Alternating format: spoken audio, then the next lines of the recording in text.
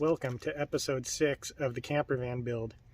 In this episode, I'm going to rip out the gray, gross fabric that was lining the ceiling of the high top, and we're also going to build the bed, the frame, with the IKEA Skorva rails and some wooden slats. We don't have the mattress yet, so that'll come in following episodes. Let's check this out. I'm trying to remove this plastic molding so that I can get an idea of how I'm going to build this bed behind the back seat here. And it's not hard, you just kind of gotta pull it out of these spots where it connects. There's a tab back here that connects into that,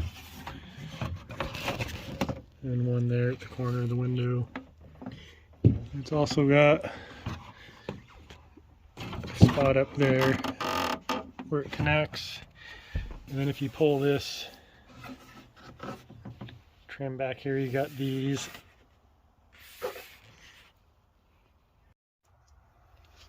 So I got those tabs out. They're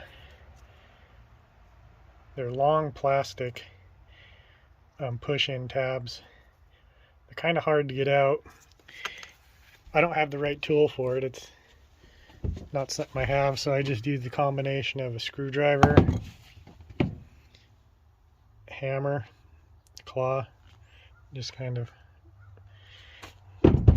Then when it was almost fully out, I just grabbed them with a pair of pliers and went like that. I did break one. Two of them came out intact.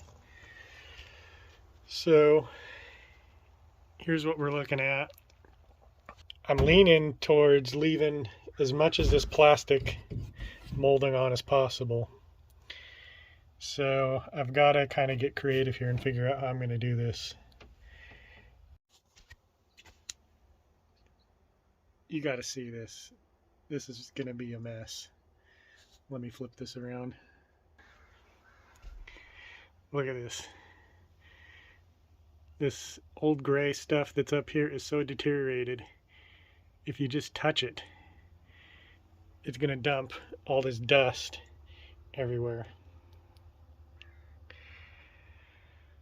But it's necessary because I got to get up here. I'm not leaving this gray stuff up. It looks like there's a thin piece of some composite wood here, and then some kind of rail here.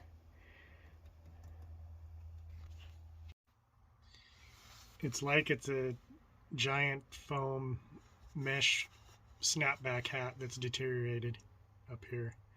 It's going to get everywhere, and I will be covered in this stuff.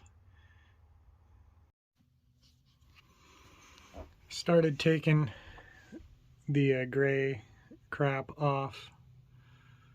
It's pretty gnarly. This is the front of the van. You can see here's the fiberglass shell, the cut spot on the top of the van, the metal, the deteriorated foam. And they did have insulation back there, which is getting all over the place, along with some styrofoam. It's just kind of a hodgepodge of insulating materials. Weird setup to get this gray stuff up, but it's all coming down. And then on the side panels, underneath each one of these is a screw. So I got to take that whole thing down to get this side panel down. Ripped a bunch of the fabric, the gray crap, off, and now we have real thin wood paneling all the way down the van.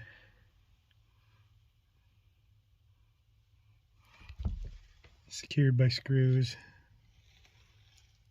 So that's coming down next.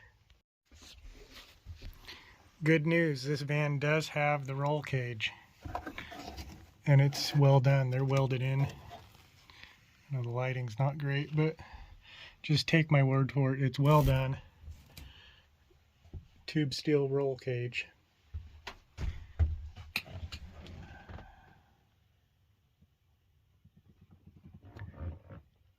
Pretty stoked about that. That's good for safety. Both sides are pulled off, the panels are pulled off. And now I'm going to lay out the bracket. I'm going to have three brackets on each side. I might be drilling new holes into these ones because I don't like where these ones are. Before I get too carried away, I'm taking out the seat belts that are back here that are no longer needed because the seat's been moved forward. This one was rusty, so I was able to get it out with a breaker bar. And that bolt hole there came out just fine. And to get to the assembly part, the retractable part, you have to pull this out. And there's another one of those Torex screw heads, bolt heads right down there at the bottom of this right here.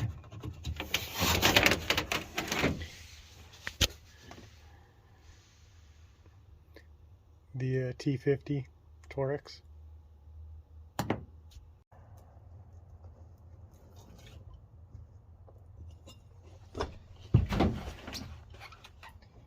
So I think normally these go this way. I'm going to try them this way because I want the bed up as high as possible so I have as much room below the bed for storage as possible. I need all the height I can get.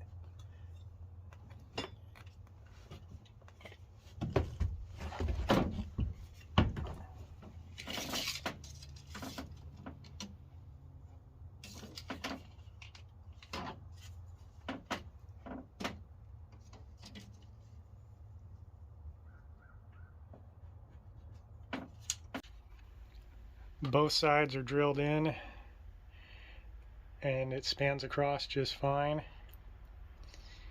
It has a little bit of play into it, just a little bit back and forth.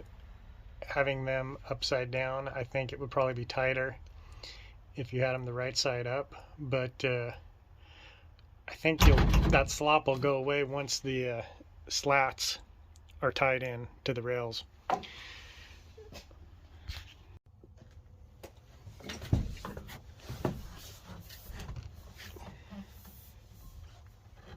And this definitely supports my weight, so it's sturdy. A project like this involves a lot of modifications, and so if you're not into doing modifications, probably don't get involved in a project like this. For this one, I had to do a couple of modifications on these rails to make them work, the brackets. So this bracket here, these holes didn't line up because of this opening here, so I had to drill new holes in the bracket. These brackets are upside down, but they do work. There's a little bit of wiggle, but I think, like I said previously, once the slats go in, it's going to be good. All three rails are in. The ones up here by the seat, I want to keep the plastic molding on the side, so in a couple of spots I shared the bolt hole with the plastic molding.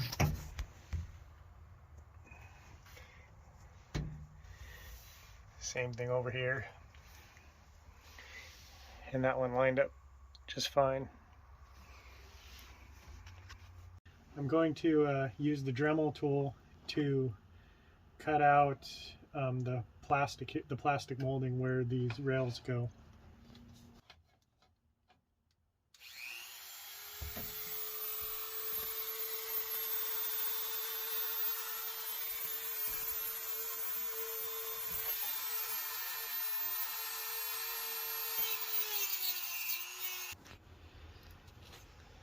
Okay, I got all the plastic cut out. See if it'll focus. And it's hard plastic. I use that Dremel tool. It's not the best, but it does work.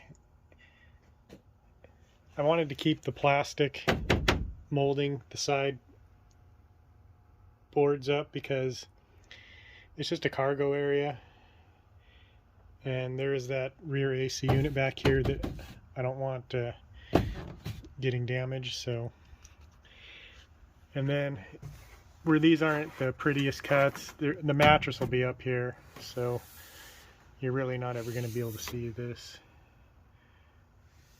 So next up, I'm going to put the slats in. I also have to continue removing the top here and all this gross fabric. I've tore most of this wood paneling off the ceiling, and got a few pieces left here. You can see the framing, and surprisingly above this framing is like another 4 inches maybe. So there's a lot of room. I got a few more pieces to pull off.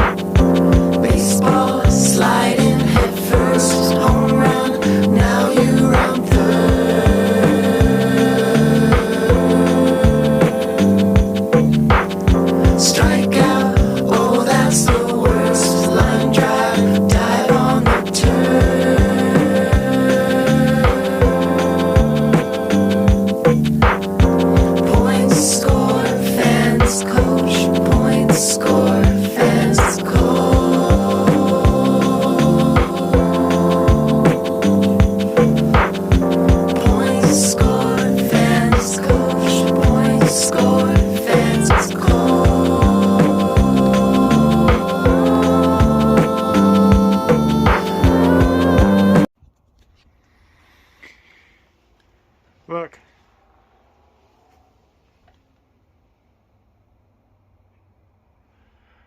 Look, I got all the gray crap and the insulation out. And then I saw this. It's just always there. I thought I was done. These are the slats that I bought. I'm gonna have to trim them up and cut them to fit. Okay, so I've got them unbundled. They're approximately 72 inches lengthwise, secured with a nylon piece of fabric stapled in. Let's see what they are this way. This is the length that I'm gonna have to trim. So I just took a measurement in the van, and it seems like the best way for me to do this is cut off one slat completely here and go to 65 inches.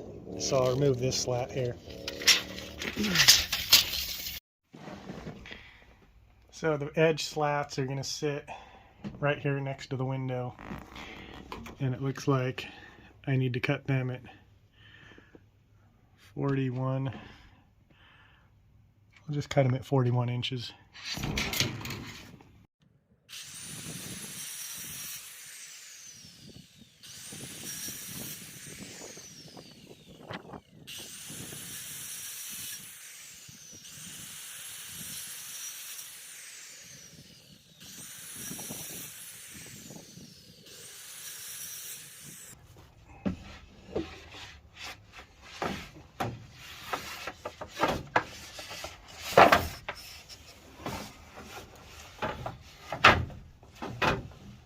So I'm measuring off the window to keep everything square with the edge planks, with the edge slats. And then I'm drilling the hole first with the bit, and then just running a screw in, and I'm sinking it into the wood so that it's flush with the wood, so that when I put the mattress on, nothing catches.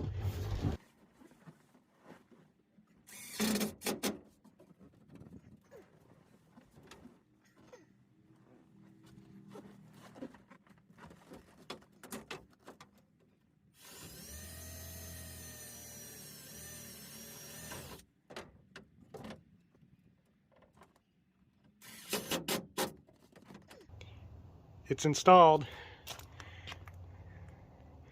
It's very sturdy. I like the height. The gap in between each slat is about 3.5 inches. It's in there. It's not going to go anywhere. I'm pretty happy with this. So I'm spread out 5'8", and right there my feet are touching.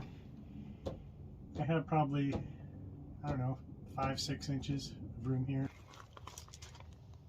In the next episodes, I'm going to show the power supply. I ordered the power supply, the central power supply for this van that'll run lighting and all the appliances, fridge, heater, fan. If we do get an AC unit, we'll get that running off this power supply.